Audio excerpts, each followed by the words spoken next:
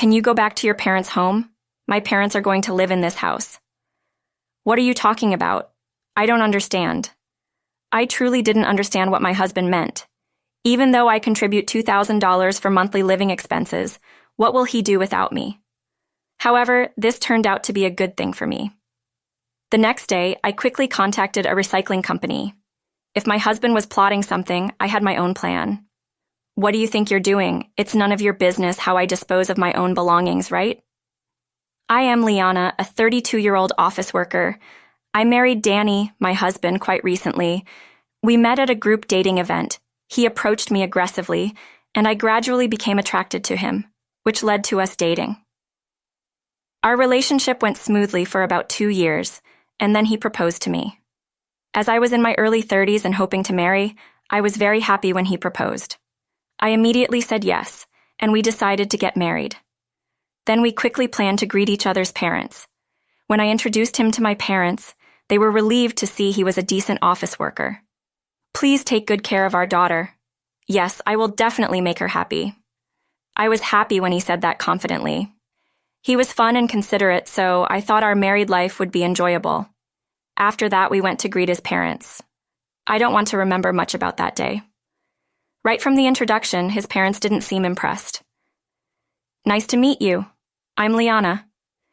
Danny, welcome back. It must have been tough walking in the heat, right? I have some cold drinks prepared. Sit down and drink. Oh, I didn't realize you brought a friend. Haha. Mom, I brought Liana, my fiancé, today. Oh, sorry. Haha. You're so lucky to marry Danny. His mother suddenly said that, ignoring my greeting at our first meeting. I wondered if she was making fun of me. Then we were led to the living room, and I greeted his father, but he didn't respond at all, just talking to Danny.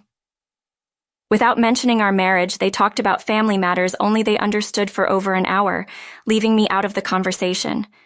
So I ended up leaving without having much conversation with his parents.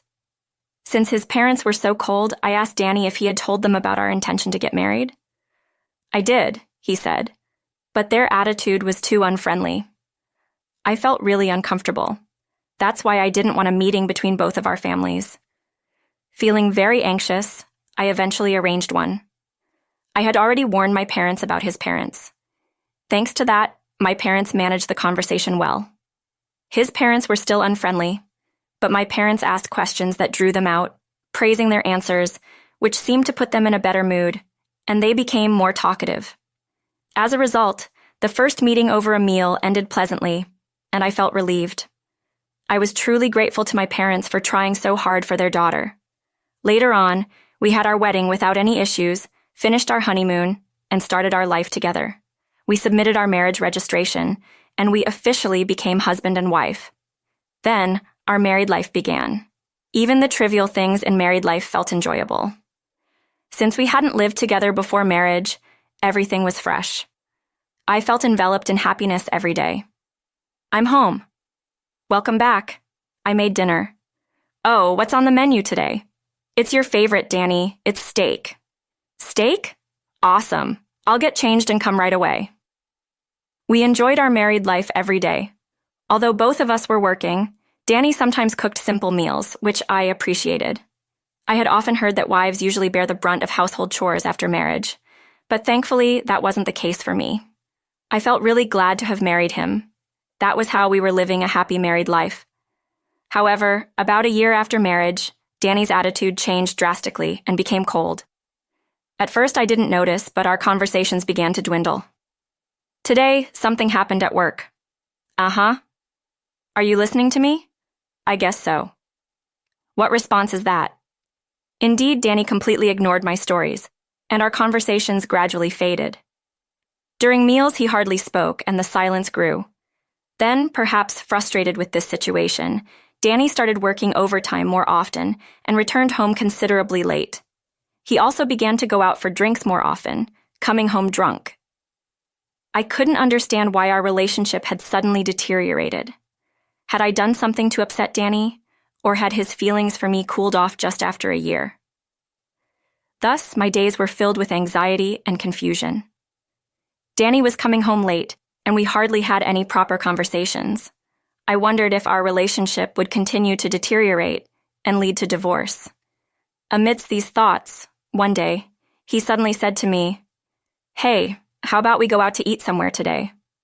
What happened all of a sudden? No. I was just thinking we haven't really had a good talk recently. Work has been busy and I've been feeling down. Sorry for being cold. Danny apologized like that. It's okay. Well, I was quite worried, but I forgive you since you apologized. Thank you. I'll be more careful from now on. I was happy that Danny apologized. If things had remained in a bad state, we might have ended up divorcing. That day, we went to a restaurant and enjoyed delicious food and drinks. We had a great time talking about various things, just like before we were married. I thought we might be able to enjoy a happy married life like before. After that, Danny started valuing our time together, and it felt like we went back to our old days. He came home early, and our conversations during meals were enjoyable. So, I was completely reassured. In the midst of those days, Danny made a suggestion. There's a new apartment building coming up that seems convenient for commuting and has a lovely interior. How about moving there? He said that and showed me the brochure for the property. Indeed, it was a very nice place, as Danny described. At that time, we lived in the apartment I used to live in alone. The commute from the apartment was all right, and it was spacious enough for two. Our home appliances were relatively new, so we decided to start our married life in this apartment. However, now that it's been about a year and a half since we got married, it might be time to consider moving, especially if we plan to have a family in the future. The rent for the apartment Danny suggested is $1,400 per month. It's quite expensive, but if we each contribute $700 and save on groceries, we should be able to afford it. I agreed with Danny's proposal and read the contract procedures. A few months later, we moved into the completed apartment. It was spacious, with many rooms, beautiful, and seemed very comfortable to live in. Danny really liked it and seemed satisfied. It was an extremely comfortable and pleasant place. Equipped with a complete kitchen, I could enjoy cooking every day. Danny and I were spending joyful time together in our new home. However, about a month later, something bothered me. "Hey Danny, about this month's rent, your part hasn't been deposited into our joint account, right?" "Really? Oh, I thought I had transferred it."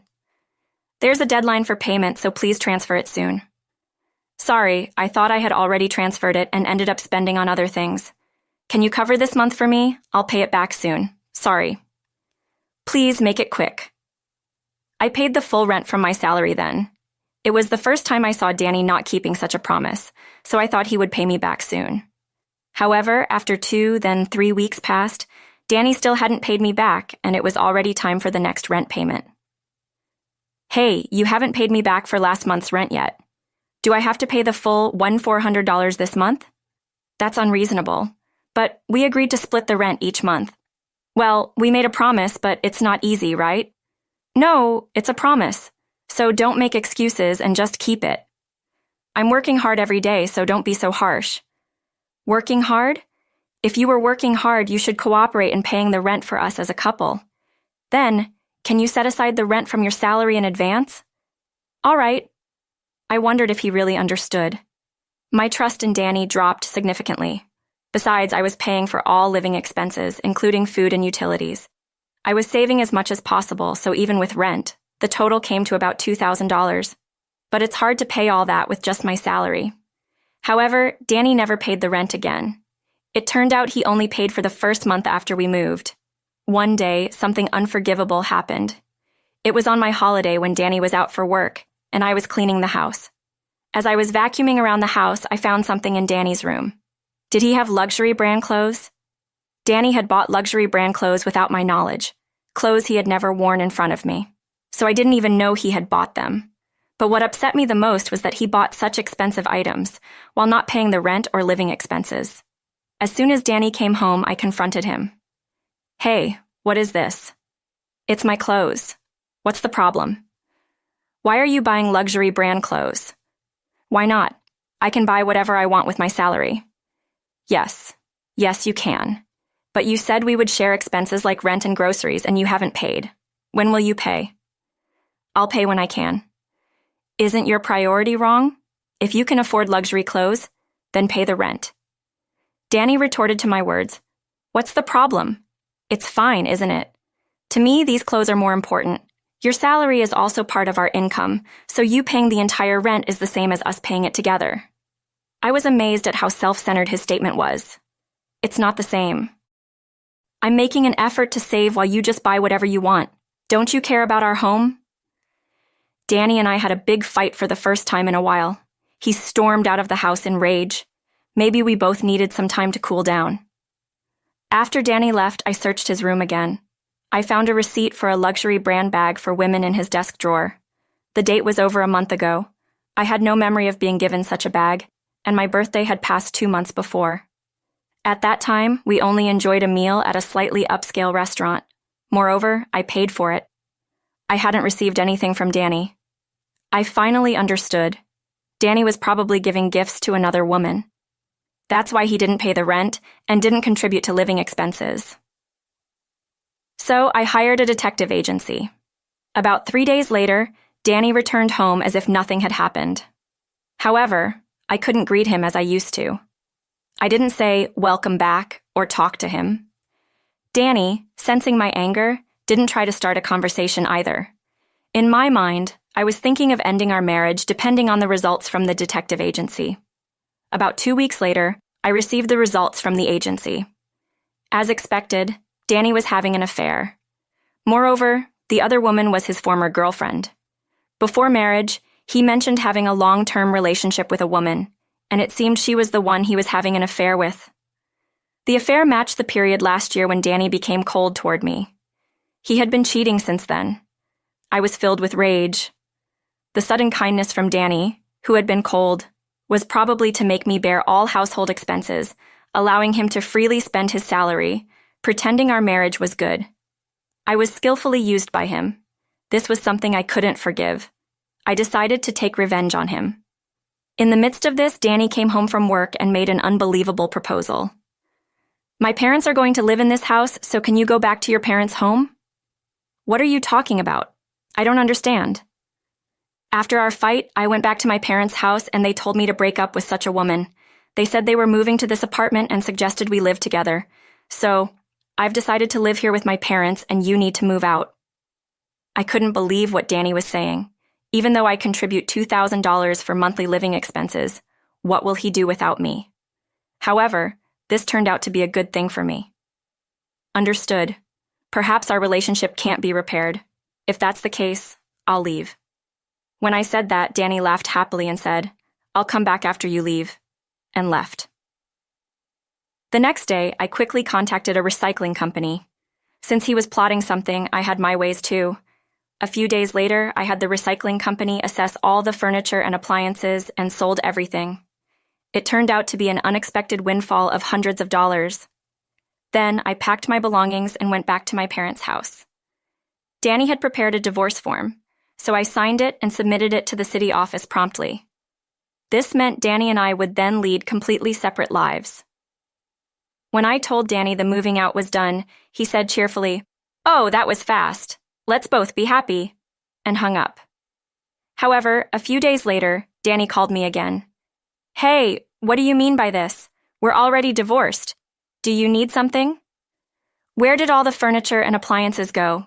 You can't just take them. It's my right to do whatever I want with my belongings, isn't it? All the furniture and appliances in the house are what I've been using since my single days. I've already had them taken away by the recycling company. I have to buy new ones then. Do you have that money?" "You're kidding me. I work too." "Well, but that apartment costs $1,400 per month in rent, right? Plus, living expenses for 3 adults will be around $2,200 to $2,300 a month." "It costs that much?" "Yes, I've been paying about that much all along." "I can't afford that with my salary." "Maybe. Well, no more money for your girlfriend then." "What?" "I know everything about your affair with your ex-girlfriend. I'll be claiming compensation for that, so be prepared. I'll contact you through a lawyer. Bye." Wait a minute. I hung up without listening to him. Afterward, through a lawyer, I proceeded with the process of claiming compensation from Danny and his affair partner. Danny was ordered to pay compensation of $30,000, but ended up in debt as he had no savings. As expected, he soon found it difficult to pay the living expenses and rent, and it seemed he had to leave the apartment. His parents' house had already been sold, so they had no place to return to and are now living in a small, cheap apartment as a family of 3. When I was contributing financially, there was a sense of economic ease. But after the divorce, Danny was left with nothing. And his relationship with his affair partner couldn't be maintained. As a result, it seems their relationship naturally came to an end. Danny begged me for reconciliation, crying, but I ignored everything and even blocked his calls. The compensation is to be paid in installments, and if the payments are delayed, his salary might be garnished, so it's unlikely he will miss any payments. Meanwhile, I plan to commute from my parents' house and start saving the money I couldn't save before. The marriage was a failure, but I take it as a lesson and intend to use this experience in my future life. Hey, where are you now? I'm at the office working. His response was surprisingly calm, which caught me off guard. He's right next to me. I can't believe he fooled me so easily. If he's going to play it that way, I'll have to come up with a plan. I'll use whatever means necessary to make him realize. My name is Jane. I'm 33 years old this year. I graduated from college and joined a major foreign company I had dreamed of for a long time. I had no complaints about my income, but my days were busy and I often had to travel abroad. I feared that if this lifestyle continued, every day would be consumed by work. When I turned 29, I began to feel a sense of urgency and anxiety about the future, wanting a break from my daily routine. At that time, a friend suddenly invited me to a group date, and I thought it would be a perfect distraction. There I met Kyle, who would later become my husband. He was the same age as me, 29, and at first glance seemed like an ordinary office worker living his daily life. While I had business trips and relocations, Kyle had no such duties, and his salary was indeed lower than mine. One day, as our relationship approached its first year, and we began to seriously consider marriage, Kyle said to me with a slightly gloomy face, "Honestly, I'm worried if I can make you happy as things stand." "Why do you think that?" "When it comes to salary, I earn less than you, and I'm unsure if I can adequately support our family as a man." I took his hand and said, "I'm with you not because of your salary or status, but because I genuinely love you. That's all there is to it." A look of relief appeared on his anxious face. At that moment, I felt even more affection for him. I expressed the emotion swelling up inside me. "I need you, Kyle. It's you that I want, not anyone else." He looked surprised for a moment, then gently said, "Jane, thank you for saying that.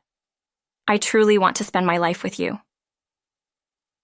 A month later, he proposed to me. As autumn deepened, we got married in a chapel surrounded by blessings from everyone. My life continued to be busy with work as before, but having him in my life made everything feel worth it. Fast forward 2 years from that special day, we spent our time peacefully and happily. Time flew, and thoughts about having children began to cross our minds. One evening, when I was coming home after work, I returned home to find that Kyle, who usually waited for me, wasn't there. "That's odd. Where's Kyle?" I checked the living room, bedroom, and other rooms, but he was nowhere to be found. Returning to the entrance, I noticed his shoes were missing. I quickly checked my phone, but there were no messenger notifications or any particular calls. This was strange. Kyle usually got home before me. He would always let me know if something came up. I wondered, did something serious happen to him? Suppressing my anxiety, I picked up my phone to call him. After a few anxious seconds, I heard his nonchalant voice. "Hey, what's up?" "Kyle, where are you? Are you okay?" "Who?" "Oh, I'm fine. Did something happen?" "I came home and you weren't here. There were no messages, so I was worried something had happened." "Oh, about that? Sorry, I'm actually working overtime today." "Really? But you've hardly ever done that before, right?" Feeling something was off, I pressed for more details. He hesitated briefly, then began to speak more quickly than usual. "Well, I've been given a huge responsibility at work. If I do well, there might be talk of a promotion. So, I'm working hard." "Really? That's great news, Kyle." "Thanks. But because of this, I might have to work overtime more frequently for a while. Sorry about that. I'm still working, so I'll talk to you later. Wait, you're hanging up already? He abruptly ended the call. I was initially irritated, but the news of a potential promotion truly made me happy. I hoped that this promotion might resolve the income concerns Kyle had been having at the back of his mind. While I wasn't particularly concerned about Kyle's income, I knew he was driven to succeed on his own terms. It seemed certain that our future together would become even more enjoyable. Considering the prospect of having children, this promotion was indeed a blessing. From the day we had that conversation over the phone, it became truly rare for him to come home on time. On holidays, he would say, "I need to go to work for a bit," and leave the house. The time we would spend together as a couple started to diminish day by day. When I came home from work, I hoped to see him relaxing in the living room, but the house was silent, and he was nowhere to be found. Even on holidays, Kyle seemed busy, and we couldn't find time to relax together. I understood he was working hard, and he mentioned there's a chance for a promotion, so I supported him. But to be honest, there were times I wanted to tell him, "Shouldn't we take some time for ourselves once in a while?" But I couldn't, as I didn't want to pressure him. I immersed myself in my work to distract myself from the loneliness. I also had an opportunity to go on an overseas business trip at just the right time, so I dived into it wholeheartedly. However, our lives began to drift apart, and I started to feel deep down, I wish we had more time together. Despite understanding the pressure he was under, I decided to share my feelings. "Kyle, can you listen for a moment?" When he came home, I approached him with a bit of nervousness. "Now? I'm tired." "Oh, I see."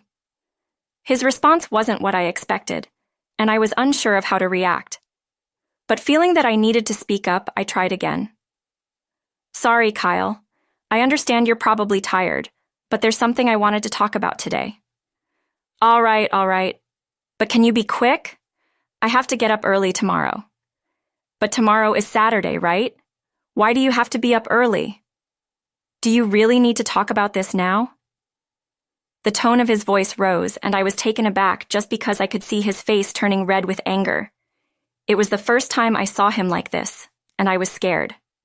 "Forget it. I'm going to bed," he said and went straight to the bedroom. I stood there not knowing what to do. Kyle's reaction was truly shocking. He had never been so cold to me before. I always believed that even in busy times we could communicate properly as a couple.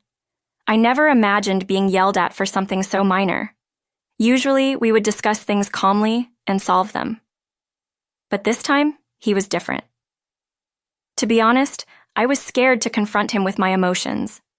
Soon after, I had an overseas business trip, and my fatigue from work was at its peak. On top of that, my train home was delayed. I was thinking about the bad timing, but I wanted to get home quickly. Maybe Kyle is already back home, I thought, so I hailed a taxi. "Excuse me, please take me to this address." While in the taxi, I was too tired to check my phone. I was staring out of the window when, "Wait, stop here," I exclaimed. I squinted and looked again. There was no mistake. Walking there were Kyle and a woman I didn't recognize. "That's Kyle, right? He said he was busy with work, right?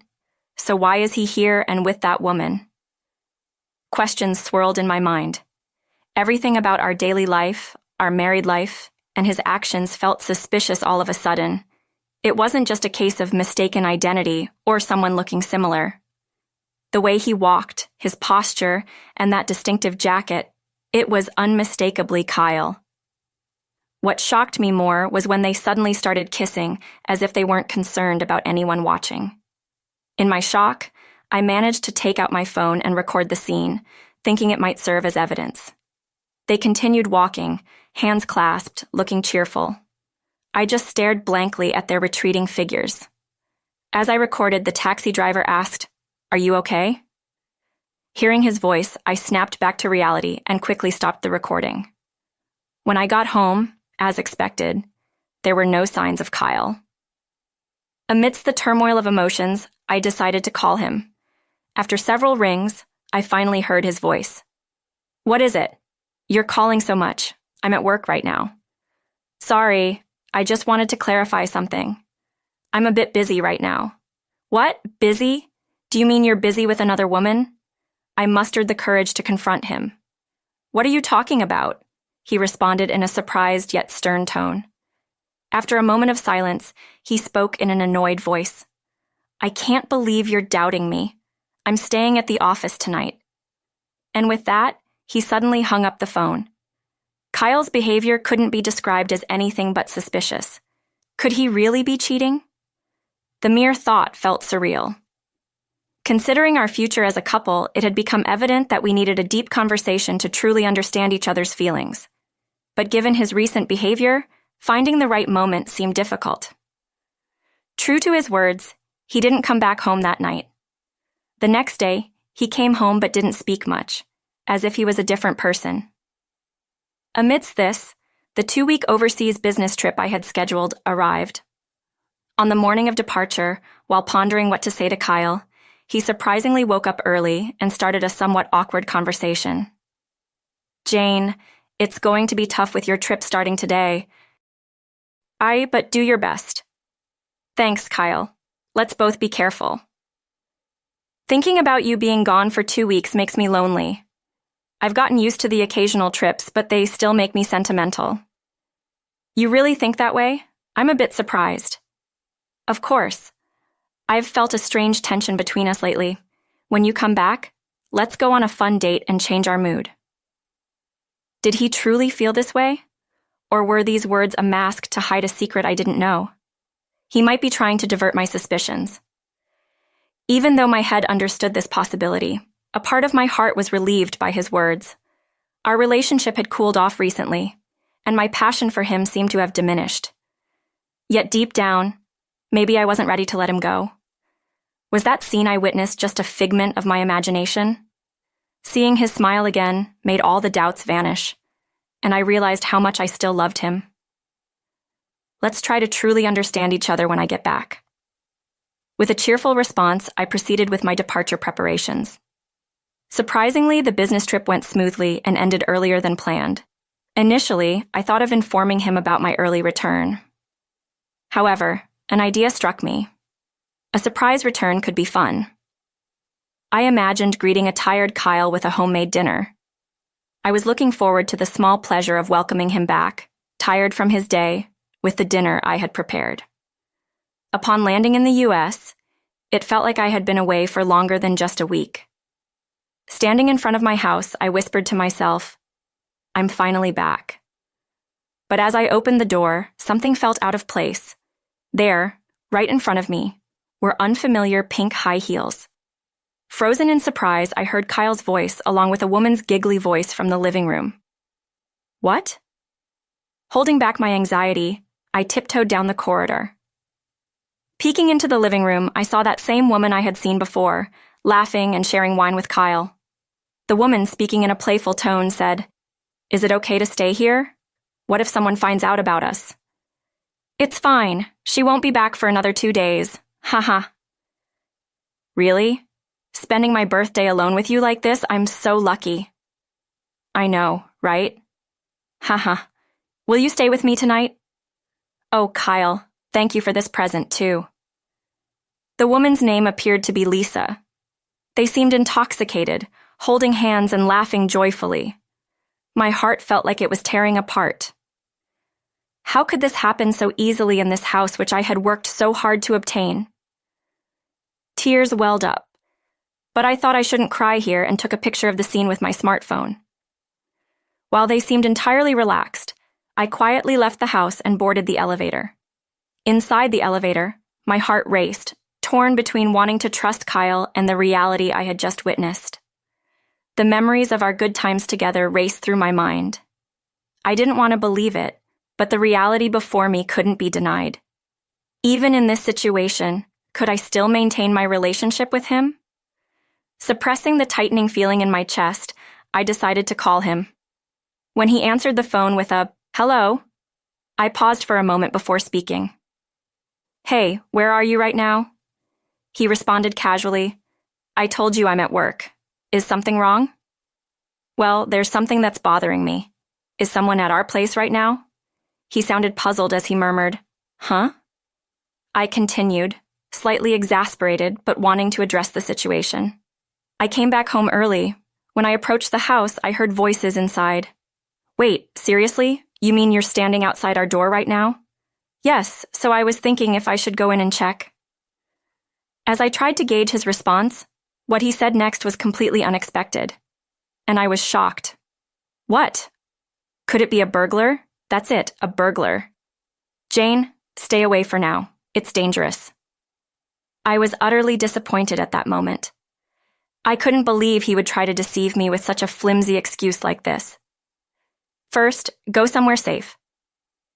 Then the call abruptly ended. I impulsively called the police. Excuse me, I believe there might be a burglar in my home. I can hear voices. Could you come quickly? Shortly after, 2 police officers arrived at my home. I explained the situation, and we entered the house together. When the house intercom rang and he appeared, he looked shocked. Why are the police here? Was there some trouble? Are you a resident here? Yes, I am, but we received a report from the lady here saying someone had broken into the house. What? A burglar? But there's nobody here. At that moment, I revealed myself from a corner, staring at his astonished face. Why? He looked completely bewildered. I apologized to the officers, saying, "Sorry, it was a misunderstanding," and sent them on their way. There was no sign of a woman inside the apartment. She probably slipped out while I was making the call. He looked slightly uneasy, seemingly trying to hide his infidelity. Kyle raised his voice. Why did you suddenly call the police? Isn't that an overreaction? Well, you're the one who mentioned it might be a burglar, right? And where were you, really? He looked troubled, clearly unsure of what to say. Well, actually, I took out my smartphone and played the video I had recorded earlier. Do you see this? His face went completely pale and he seemed at a loss for words. What is this? Can you explain? I said with a slight smile. He seemed to be searching for words. I don't need excuses. Just tell me the truth. Although there was remorse in his eyes, he still couldn't muster the words to apologize to me. At this point, it doesn't matter. Even in a situation like this, you can't even apologize properly. How does it feel to be caught cheating? I am sorry, Jane. What's the use of apologizing now? You know, just saying sorry won't fix everything, right? A mere apology won't heal this pain. Don't worry, I'll be sure to get compensation from you. Both you and that woman better take responsibility. With those words, my anger didn't subside, and I threw him out of the house. After returning inside, I made sure to lock the door tightly. For a while, I could hear his voice and footsteps outside, but they eventually faded. Later on, I received a concerned call from his parents. Our son came home very distressed. What happened? When I calmly explained the situation, they were shocked and promised to cooperate regarding the compensation and divorce matters. They even prepared the divorce papers for me. The divorce went smoothly, and when I informed my in-laws, they told me they had decided to disown their son. I decided to claim damages from him and his affair partner and contacted my trusted lawyer. I learned that the woman he cheated with worked at the front desk of his company, and soon enough, the gossip spread throughout the office. Unable to handle the pressure, she ended up quitting her job. I heard that Kyle was still working there, facing cold stares and whispers almost daily. Surprisingly, I learned that the promotion he had been talking about all along was a lie. Thinking back, I might have been a bit too oblivious back then, but now I feel like I'm on a new path. I plan to focus on my work and aim for a better future. There were many happy times in my marriage, but marriage isn't the only thing in life. I look forward to enjoying my future days, discovering